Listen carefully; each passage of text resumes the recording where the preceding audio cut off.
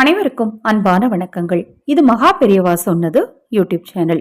1/6/2024 ஆணி மாதத்தின் 17ஆம் நாள் திங்கட்கிழமையில் மாதத்தின் முதல் நாள் துவங்குது.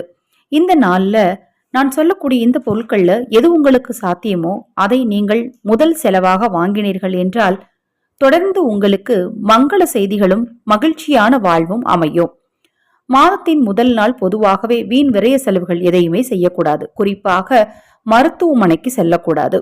மருத்துவமனைக்கு செல்ல வேண்டிய நிர்பந்தம் ஏற்பட்டால் அதற்காக போகாம இருந்துடாதீங்க. போக வேண்டிய கட்டாயத்துக்கு போகலாம், தவறு கிடையாது.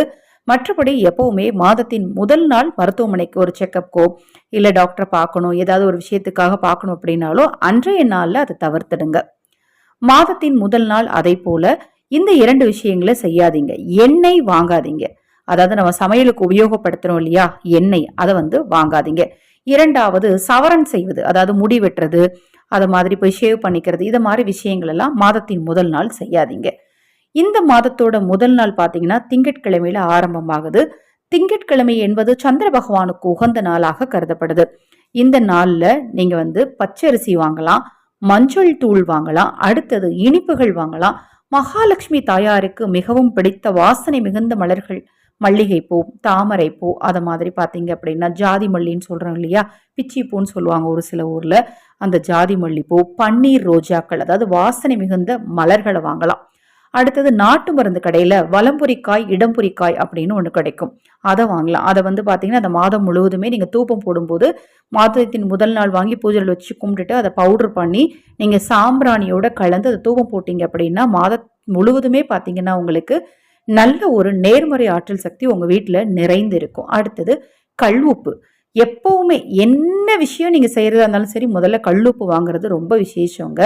தேன் மற்றும் பழங்கள். இப்ப நான் சொன்ன பொருள்ல எது உங்களுக்கு சாத்தியமோ, இது எல்லாமே நான் வாங்கணுமாங்க, எனக்கு சாத்தியப்படாதுங்க அப்படிங்கிறவங்க, எது உங்களுக்கு சாத்தியமோ அதை மட்டுமாவது வாங்கி பூஜையில வச்சு ஒரு விளக்கேத்தி மனதார உங்க குலதெய்வத்தையும் இஷ்ட தெய்வத்தையும் வேண்டிட்டு அதன் பிறகு அதை நீங்க சமையலுக்கு பயன்படுத்திக்கலாம்.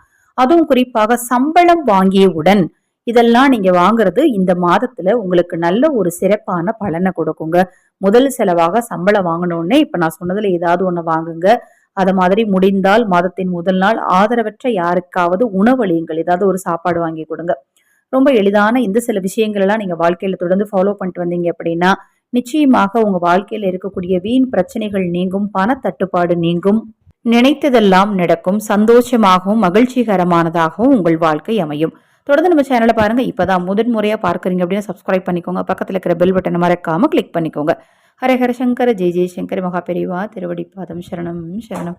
நல்லதே நடக்கட்டும்.